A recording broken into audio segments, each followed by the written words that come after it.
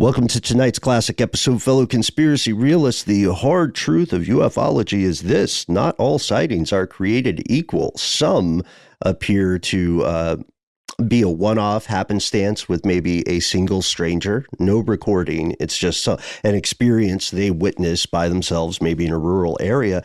But others seem to have a lot more to them. Oh, yes. And today we're talking about one specific sighting, a mass sighting that was experienced by a bunch of school children. And then basically those school children grew up and interviewed with the person we're speaking with today.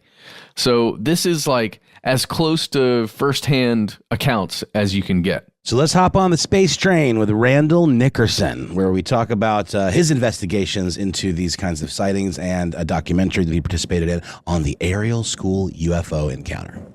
From UFOs to psychic powers and government conspiracies, history is riddled with unexplained events. You can turn back now or learn the stuff they don't want you to know.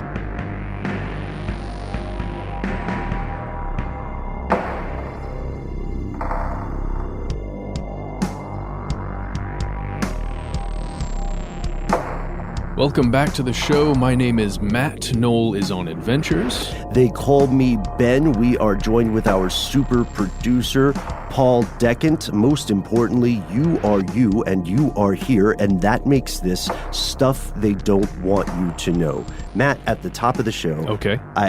Here we are. I have to say thank you for bringing this episode to fruition, because you and I have talked in previous shows about UFO sightings. Yeah. Right. Oh, yeah.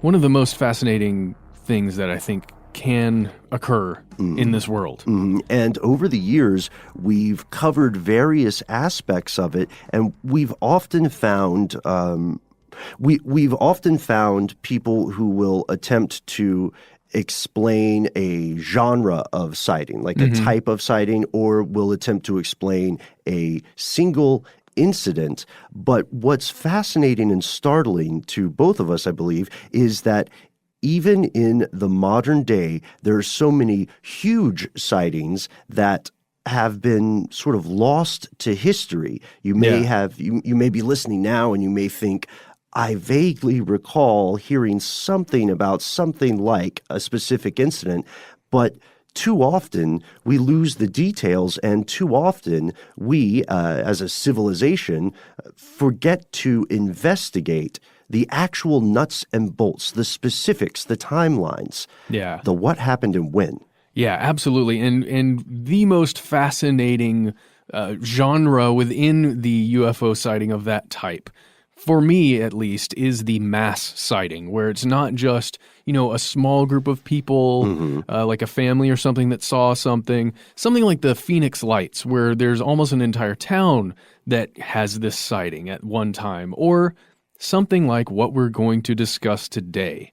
And we have someone very special on the show today who is currently directing and producing an entire film, a documentary about one particular UFO sighting and encounter.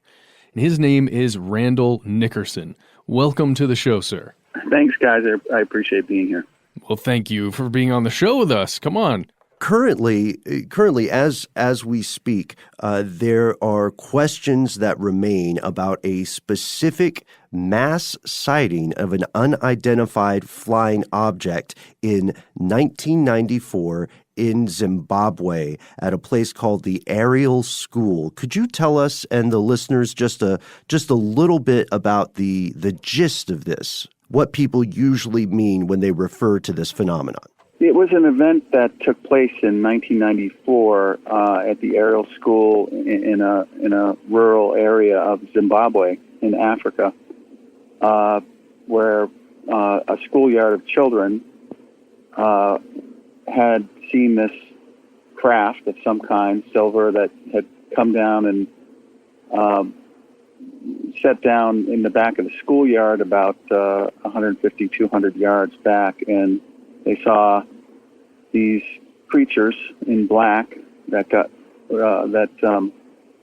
came out of this object, and had some of them, many of them, had eye contact with it, and one of them, at least one, had approached the playground. There were other witnesses, also adults, that had witnessed either the object itself in the sky. There was a lot of anomalies at the time also, but the main incident seemed to be this school in Zimbabwe. So these are students that were outside and they experienced something. How old are these kids that saw this thing, and roughly how many of them were there? Well, there were, it was a schoolyard of children between the ages of 6 and 13. The number of children that drew drawings had the headmaster of the school had, after the incident happened, and the children were all shook up.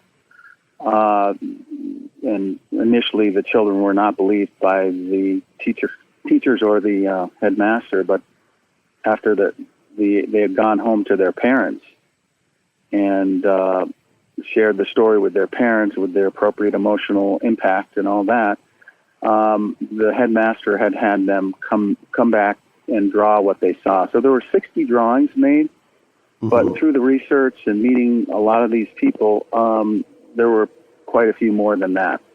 So that's a fascinating point then, because it sounds like the 60 plus children we're talking about and the drawings, these all are only the witnesses and the depictions of which we're currently aware. There's one interesting thing we found here, which is that in the aftermath of the sighting, the children were interviewed by the BBC bureau chief for Zimbabwe. Is that correct? That's correct, yeah. He was the first one to interview the children. He was the first person with a camera, and he happened to be with the BBC to show up at the school and actually start asking questions. What did with that initial reporting? A lot of times when UFO sightings make the news, it's almost in a joking way, or there's a bit of it's not looked at with really any type of seriousness. Even in 1994, perhaps especially in 1994, how was it treated when it initially hit the news? It was treated similarly, that it wasn't taken seriously in the beginning. I think the BBC reporter didn't take it seriously. He was trying to, when he was interviewing these children, he's like, "Are you sure it wasn't a helicopter? Are you sure it wasn't, normal standard things?" Mm-hmm. So, yeah, there was a lot of skepticism by everybody, the teachers, the parents, to the whole event. So it was difficult for the witnesses, which often I think after meeting a lot of other witnesses from other incidents around the world that involve, UFOs or unidentified aerial phenomena, it's hard for people to find a place where they can actually share their experience. Yeah, and one thing that's fascinating about the timeline here with this sighting in particular is while many mass media outlets so often, as you and Matt pointed out, so often treat these reports with anywhere from skepticism to a dismissive tone, this story did not disappear. In fact, Harvard psychiatrist Dr. John Mack became involved, correct? That's true. Yes, he was called by the BBC reporter because the BBC reporter felt like he was way out of his territory and needed more professional guidance.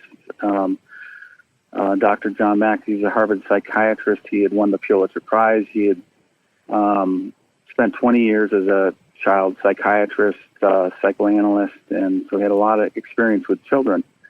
and he traveled to Zimbabwe to investigate this incident, and was very interested in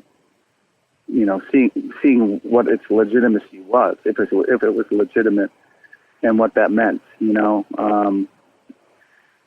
He was looking into, at that time, UFO reports and witnesses, and he, at that point, was starting to look globally, not just about incidents in the United States, but incidents in South America, Africa, European countries, to see how widespread the phenomenon was, because Dr. Mack had started to take it seriously after he had met I think about 10 witnesses that he was introduced to. And when Dr. Mack first approached this, he thought that this was some kind of psychiatric phenomena, some kind of psychiatric, that it was coming from the person, not an external actual reality.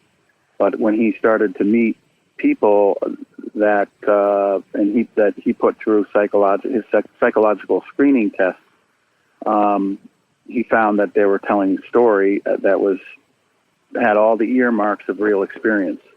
I think this whole phenomena is, I think generally the public is not highly educated about things that are normal, astronomical events. Mm-hmm. And the reason I'm bringing that up is because there are a lot of reports that are just, everyday objects that astronomers know or other people are aware of, that specialize in those fields. But there's a lot that we don't know. There's been many studies about the unidentified aerial phenomena that show, out of all the reports, probably 5% are legitimate mysteries, because largely the general public is not educated in a way to know, what occurs normally in the sky. Astronomers know, people that spend a lot of time out at, in the environments at night or educated in that department, to know if it's Venus rising on the horizon or setting on the horizon, or some other objects, fireballs or space debris. There's so many different things that can be misidentified, mm-hmm. And be a shock to somebody who's never seen them or isn't aware of the ISS, the space station, when it crosses over. It's a pretty amazing sight. So I just wanted to bring that up because I think it's important that, that there are reports that, a lot of them that are just, can be relegated to things that are just normal, things that just happen. But then there's that 5%, which is what interests anybody looking into this, that are truly legitimate. I'm really glad you talked about that, because a lot of writing I've seen online about this, just commenting, anyone who has an internet connection can comment now on anything. And some of the more derisive comments I've seen about this particular event are about, hey, these are kids. These are kids who saw something. They were probably making stuff up.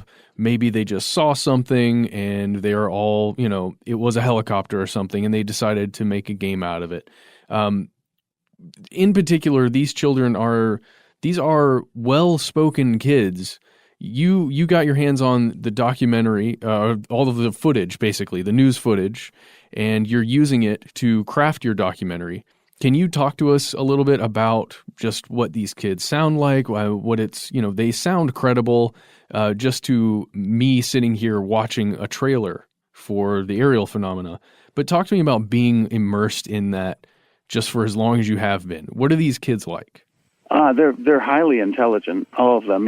The school itself is a Christian school still, and they're very highly educated children, and partly due to the teaching staff and how much love and care they give their students.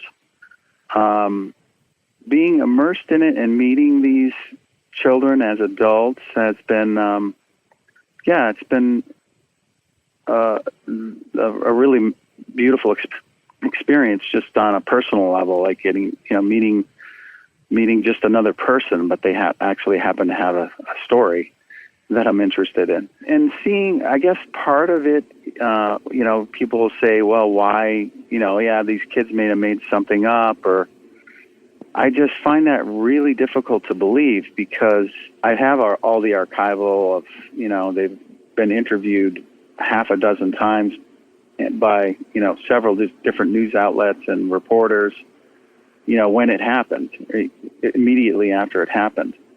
And the consistency in those reports is just riveting. It's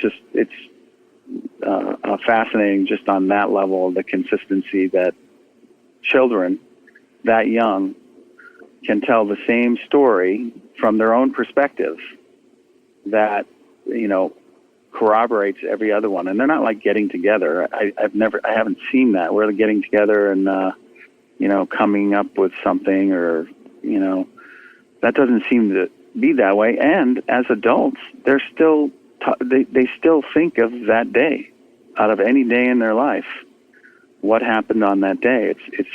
It's fresh to them.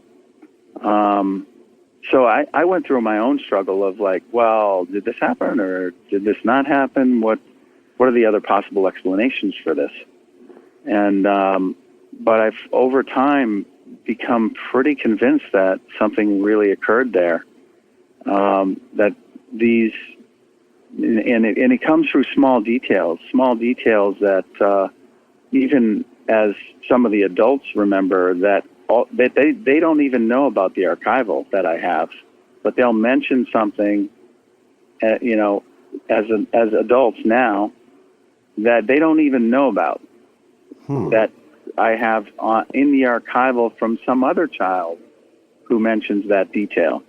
It's that kind of thing where there's a lot of corroborating evidence, I guess you could say. That would be the word that speaks to the validity that this occurred.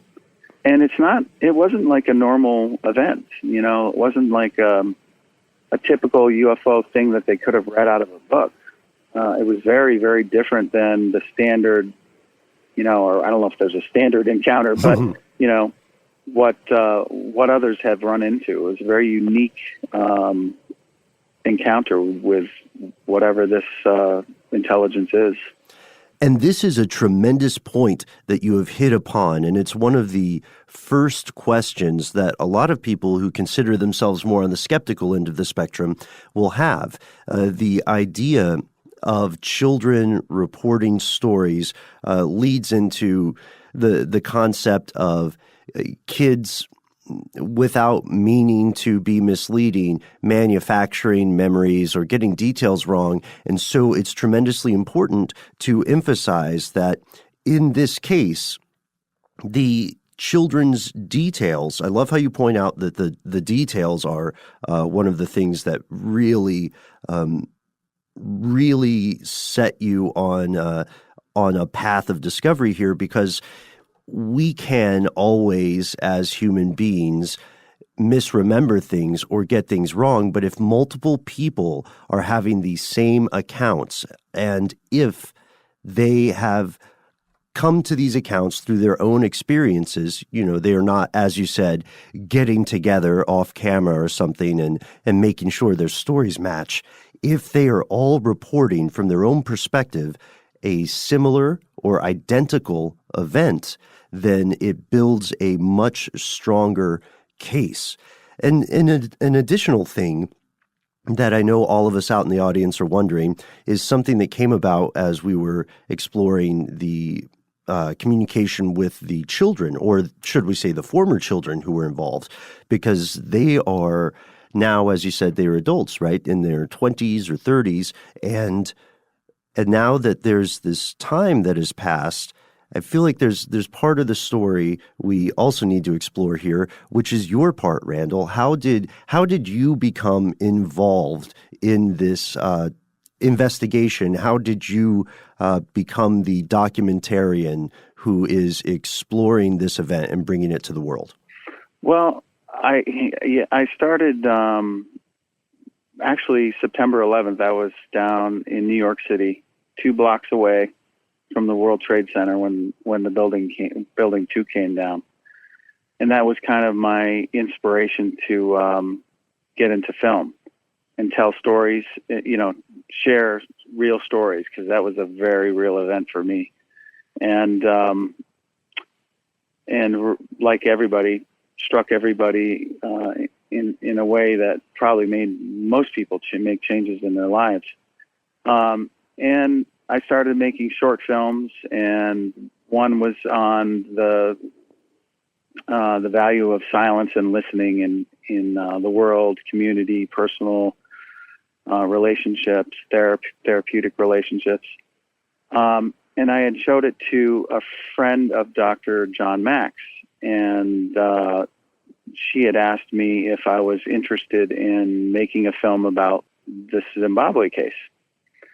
And I said, sure. And I was very fascinated just seeing the children being interviewed. I'm like, my first impression, I think everybody sees that, is that they're telling the truth.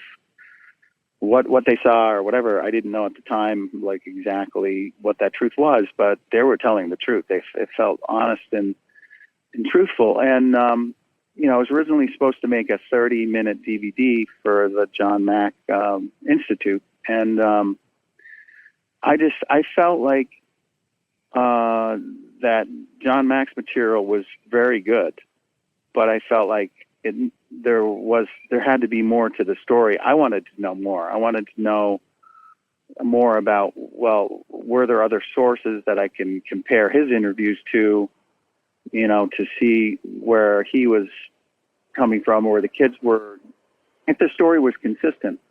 So I found the school back in 2008, and as soon as I found it, and that came through a reporter in South Africa, I immediately went there and discovered a whole bunch of different things, that the BBC was there, and then there was a big hunt to find that reporter and to get his archival footage and and I continued to do this for years to find all the archival, because that to me was important. If I could compare Dr. Mack's footage with all the other people that had interviewed these children, that would convince myself, more so, and be more of a convincing story if the consistency was there, which it was. And so that's kind of led me to thinking of it like, this is such an important story, not only about the fact that this happened alone, that some school in rural Africa had this whole encounter, but the story of this Harvard psychiatrist going over there, and then the repercussions he got for dealing with this phenomena at all. So that it's a very, at some point I reached a point, it's like, this is a feature documentary. There's just, you can't tell this in a short form or in a small way. This is a really big story. And, I always say, and other people have said it before, I know, is just, these incidents happen all over the globe. Every single country has reports. And if just one of those reports is true, it changes everything. And there's been tens and thousands of reports going back, to the 60s, even before that, 50s and 60s. So I think that's part of the drive that I've had. It's like, well, this is a very important story as a whole for us, as a species on this planet, to understand that, or to start looking at, well, maybe there's something to all this stuff, that that, and if there is, we really should be paying attention to that, because that means that there's a higher order species, something with a higher level of technology than us, that is interacting with us. And then the real concern for me is, well, that means that something else could potentially decide our fate. That concerns me, and that's why I feel like we should know as much as possible. And I hope this subject begins to be taken seriously, because it's important. It's not just important.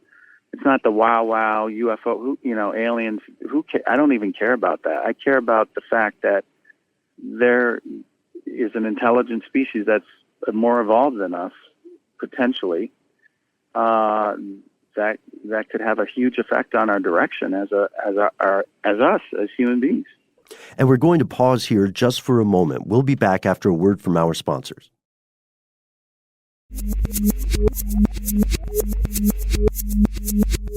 What it brought to my mind is a clip from one of the little girls who was being interviewed, I believe by John Mack, and she said something to the effect of the being communicated a message to her.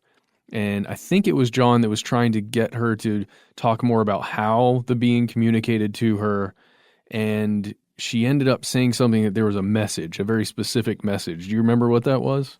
Yeah. Several of the children reported when they were in close contact with this one being, or there was another one that reported two. But during that, there was an intense connection between the kids at the playground and the being that approached them. And during that moment, and all the kids say it was like time just stopped. But several of the kids got this sort of, I don't know how it was, they didn't know how to explain how it was communicated. But, you and I would know that as telepathy, something that was transferred mind to mind. And the message was about our own environment.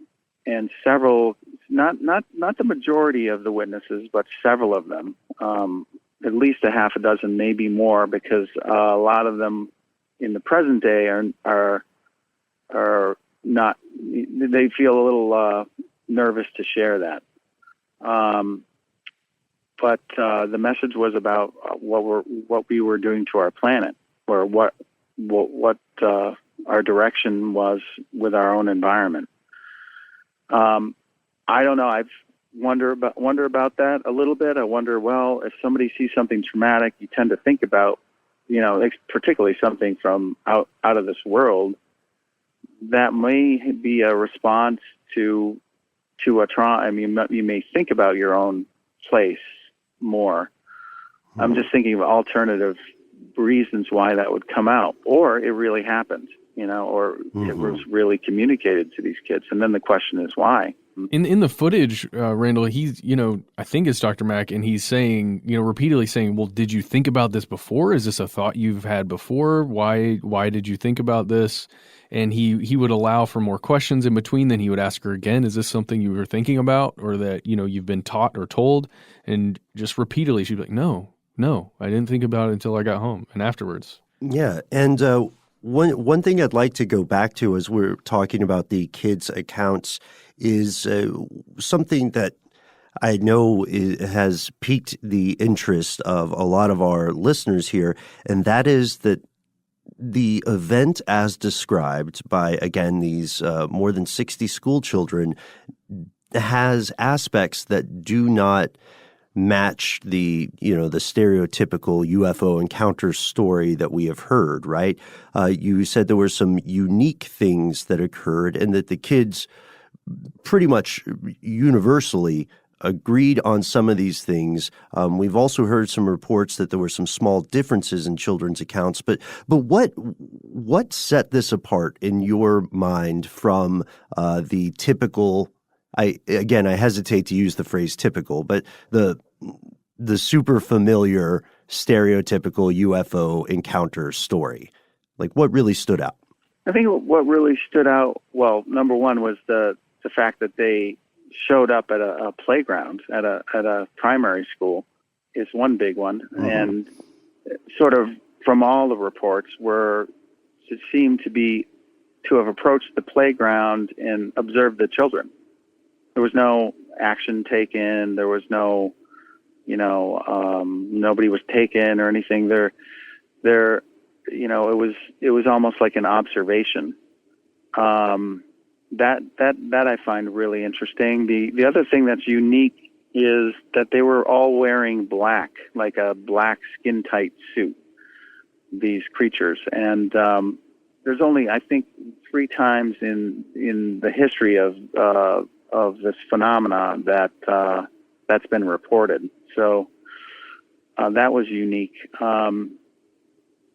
The message part is not, some of the research I've done with other cases, that's not terribly uncommon that people that have had encounters with these things get some kind of message about our own environment and our own direction as a species.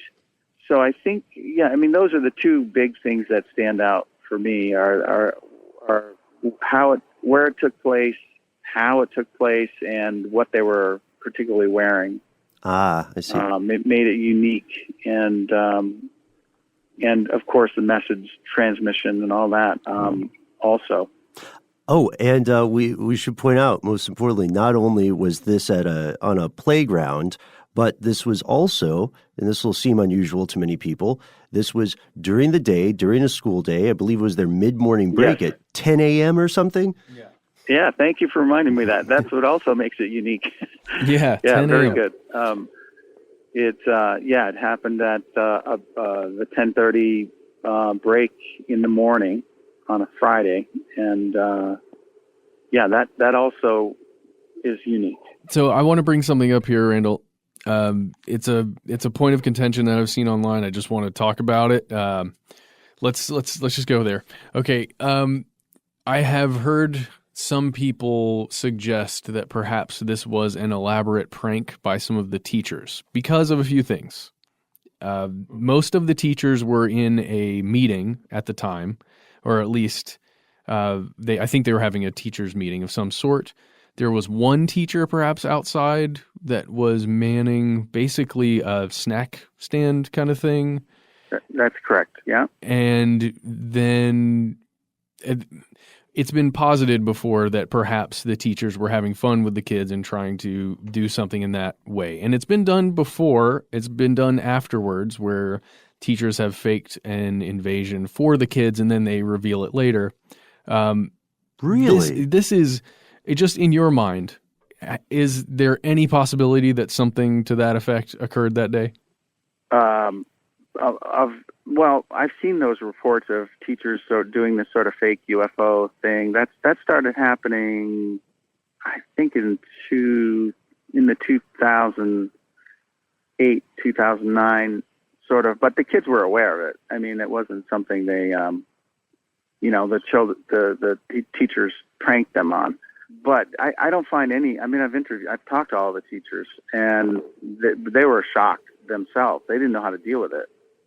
So there's no validity to that. That there's just none. I mean, I've interviewed all the teachers. I have all the teachers interviewed at the time. There's just no way I can even see that as a possibility. It's just not there mainly because the teachers were shocked. I mean, they didn't believe the kids. They, not all of them, but many of the teachers initially did not believe the kids until the kids' parents started showing up and saying, "Look, something happened to my kid. What happened?" And then it got taken more seriously by the staff and the headmaster, and they became really convinced that something had occurred. It's a tough subject. I mean, they were all of a sudden all the teachers were put in a position of okay, these children are reporting this, but we don't believe this, and it goes to So I don't find any validity to that argument at all. I've found nothing there, and I've looked at that. I've looked at hoaxes, and you have to. I got to say, I don't think enough people do this in the UFO field or the unidentified aerial phenomena field. You got to look at everything. You can't take a report as just the way it is. Like I looked at everything, like what was going on with the teachers, what was going on in the country with their military, with what was going on in space at the time. You got to, and where was the sun rising that day? What was the at night? What was the where was Venus? I mean, you all these questions you need to ask to get a thorough take on something. And I think it's really important. I don't think enough people do that.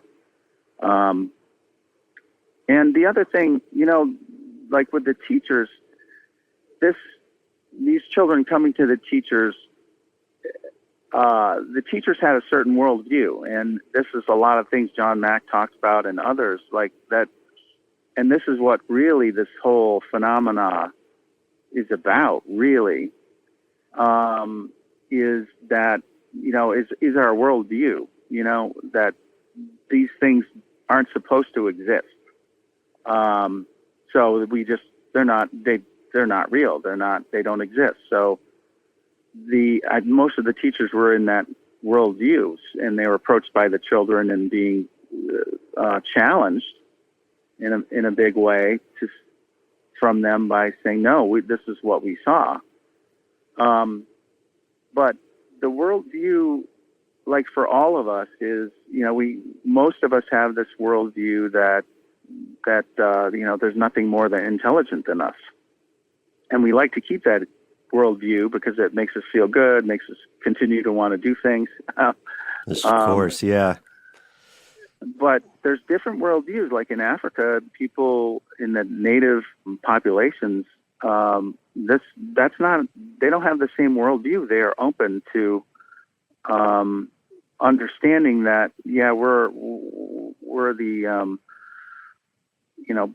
dominant species here, or we think we are, but there are other species out in this vast ocean that we look at night with stars. So I just think that our worldviews is what's being challenged with this whole phenomena. Like it's something we really don't want to look at because it challenges our ego, really. Well, this just brings up so much that I've been reading recently because of this interview about Dr. John E. Mack. And honestly, I didn't know a whole lot about this gentleman. And we've discussed before that he has a PhD from the Harvard School of Medicine, and he's a psychologist, psychoanalyst. He is also a self-described parapsychologist and has done some fascinating work in that field. And for someone with such accolades and such an education and just a brilliant person to immerse himself in that field that is so socially, I would say, maligned, maybe socially unaccepted, controversial at least. Yes, correct. To have someone like this look into this whole phenomena, this one event, and then to have that group seek you out to produce a documentary on this subject. It's just, it lends such credibility to it. I don't know. I think that's one of the main reasons why I personally am so excited about this documentary. Not just the resources, but because there is this man who then kind of became an institution. Can you tell us a little bit about how, like you mentioned something about repercussions with John E. Mack for his beliefs and kind of what we've been talking about here. What happened? What were those repercussions? I mean, John Mack was brilliant, and I think he had won the Pulitzer Prize in, I believe it was 1977.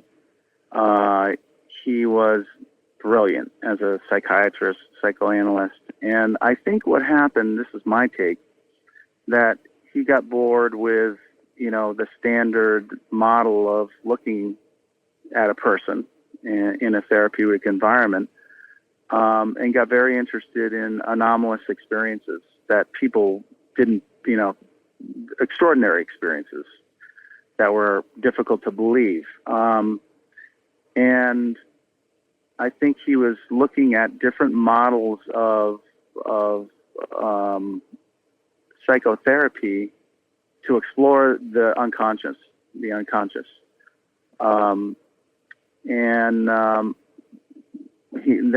had dealt with people who had near-death experiences and witnesses to UFOs or aliens, and being such a high-level person. And he started the Cambridge Hospital. He was,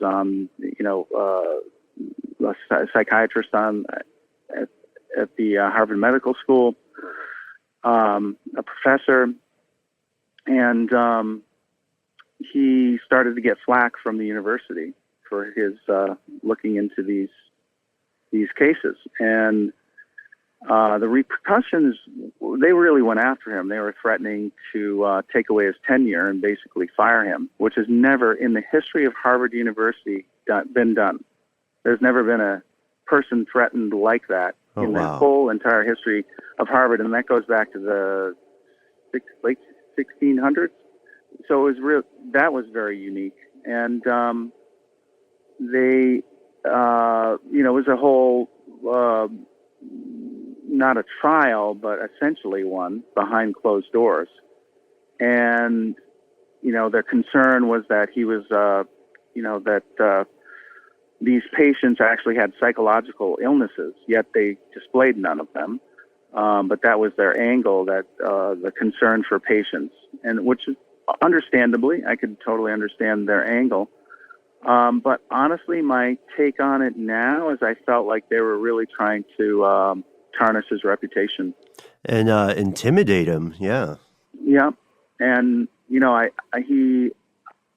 had through this whole Harvard Inquisition, which had many people involved, including Alan Dershowitz, and it's just a cast of some famous people, and that he had lost his circle of friends at Harvard. Nobody wanted to be around him, during this time, and so I think the Harvard it really achieved a goal in sort of just hurting his credibility. So it's quite a hero's journey in a way. I mean, it was a man who had a conviction that these people are telling the truth. Different people that are reported, including these children in Africa, they're telling the truth. And what does that mean? Asking the question of what does that mean if this is the truth and this is not something psychological? What does that mean for us as a species? And we're going to take a quick break. We're just going to pause. We'll be right back.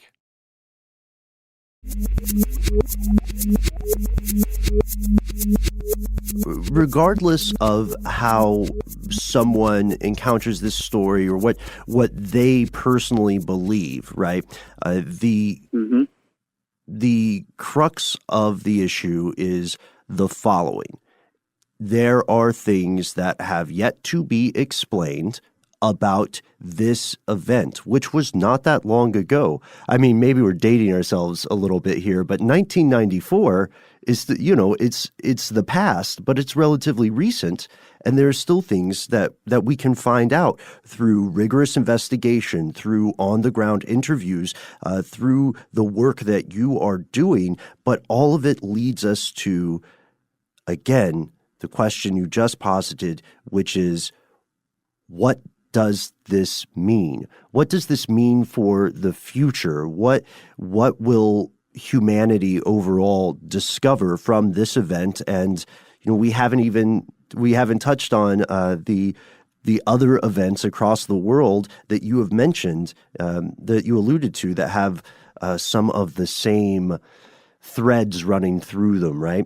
So this is a question that we, at least, I don't know if you've got something up your sleeve, Matt, but this is a question that we don't have the answer to yet, at least us. There's some stuff in here, but I don't think it's answers to that question, though. Well, we would like to do is, I guess our next question for the show here then is to ask if you could tell us a little more about the state of the documentary as it stands now, what our listeners can do to help, and where they can learn more about the piece. Sure. Can I say one thing first? Absolutely. Oh, absolutely, yes. So during this filming and interviewing, I mean, I've traveled to Africa 3 times and all over Europe, finding all these witnesses in the United States, Canada. I've been approached by several people, dozens and dozens of people that have heard I'm doing a movie about UFOs, and they come and they share their experience with me. And, these are people, this is what always strikes me. They're people that they come to me and they say, don't tell anybody, because I haven't told anybody, or they've only told their immediate family. And they share these stories that nobody knows about. They keep it to themselves. They're afraid of ridicule. They're afraid of, they're afraid of a lot of things for it somehow to go public, afraid of losing their friends, all kinds of fears. Yet their stories are, they sound and their feelings express something really happened. I just find that heartbreaking in a way that there's this whole culture out there that is not being heard, that you don't see at UFO conferences, that you don't see anywhere. Mm-hmm. They've just had these experiences and they're keeping it to themselves.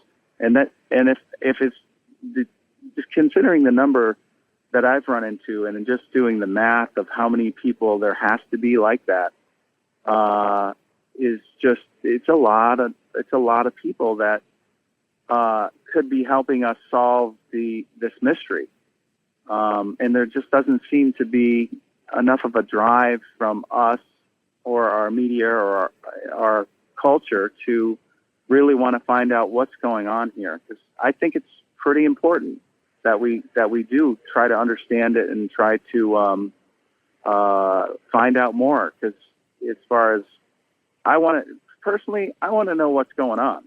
Mm-hmm. I want to know what situation humanity's in. Like, I want to know that if there's something out there, I really want to know about it.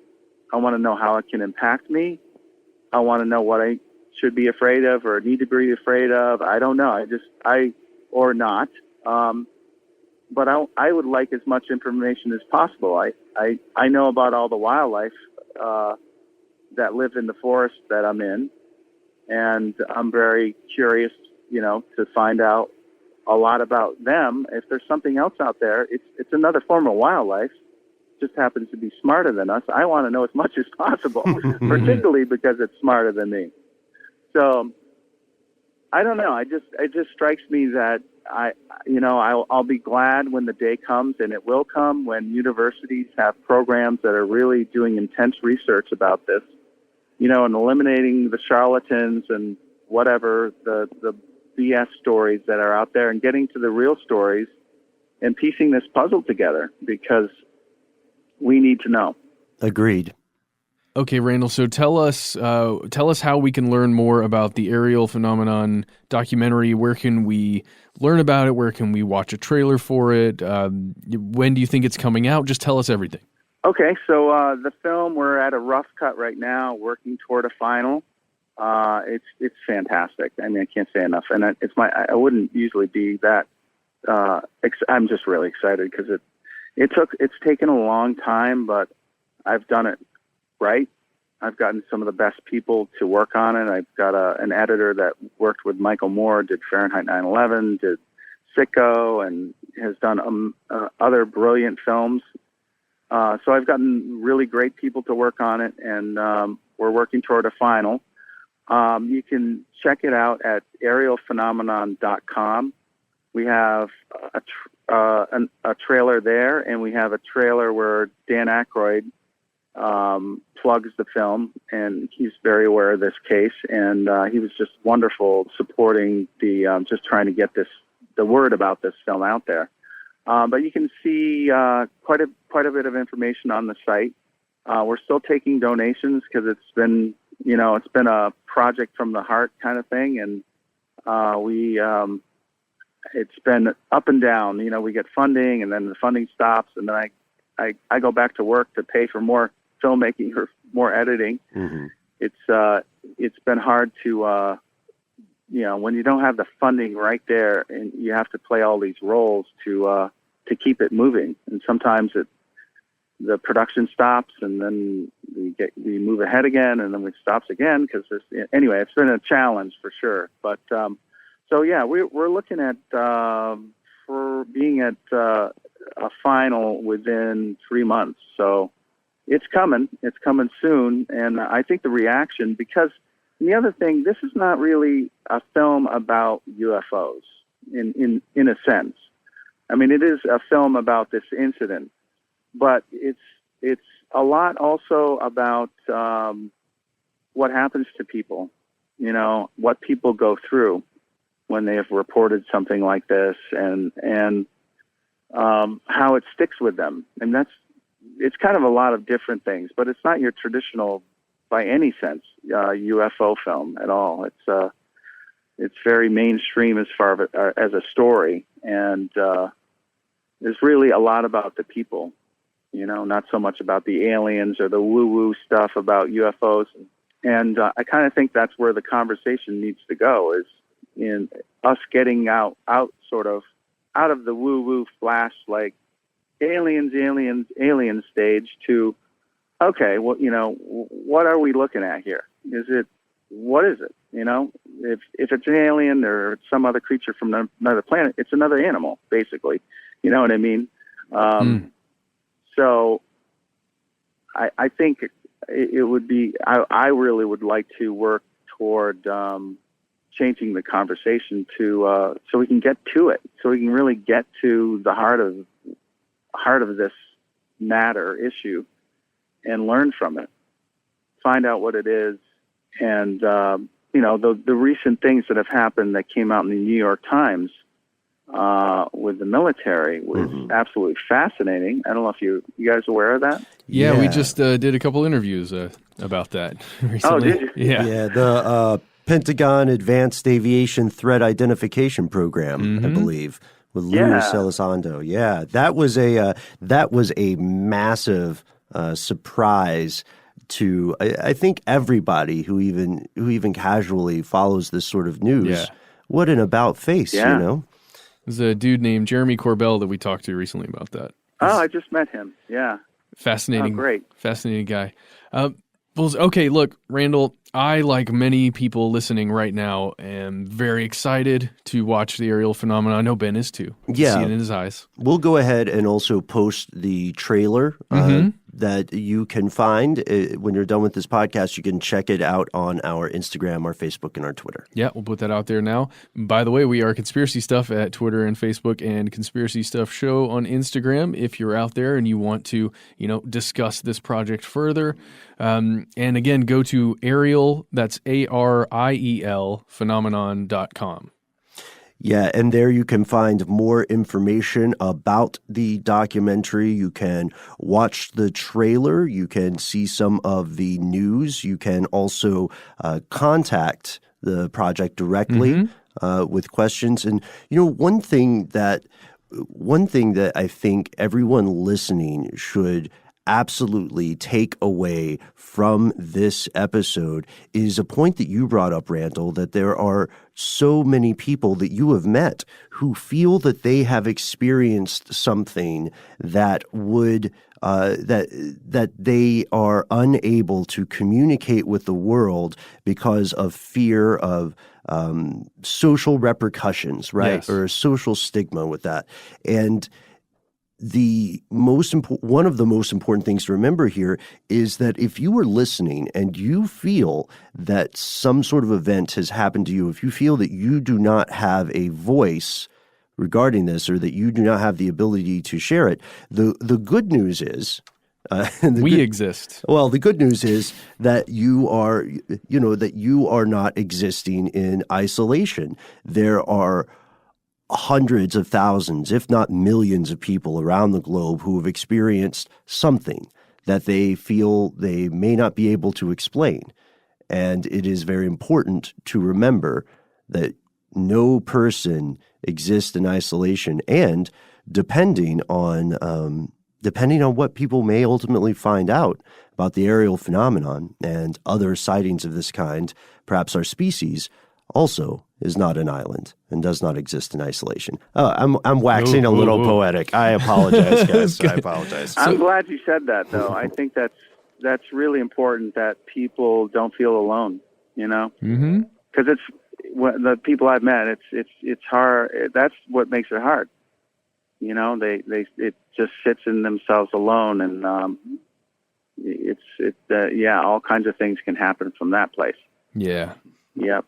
So thank you so much, Randall, for joining us today for this, and thank you for all the work you're doing on this project. We're very excited to see it, and we can't wait to see how it turns out.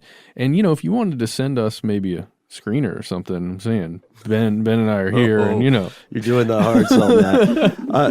Well, in all seriousness, yes, thank you so much for your time, both on our behalf and on behalf of our fellow listeners out there in the audience. And if you are listening and thinking, I have a story to communicate, I would like to tell somebody, I know something that I haven't shared with the world yet, you of course can reach out to us. We would love to hear from you. You are the most important part of this show. Go ahead and send us a missive, a communique on your social media platform of choice, or if none of that. And that's the end of this classic episode. If you have any thoughts or questions about this episode, you can get into contact with us in a number of different ways. One of the best is to give us a call. Our number is 1-833-STDWYTK. If you don't want to do that, you can send us a good old-fashioned email. We are conspiracy@iHeartRadio.com. Stuff They Don't Want You to Know is a production of iHeartRadio. For more podcasts from iHeartRadio, visit the iHeartRadio app, Apple Podcasts, or wherever you listen to your favorite shows.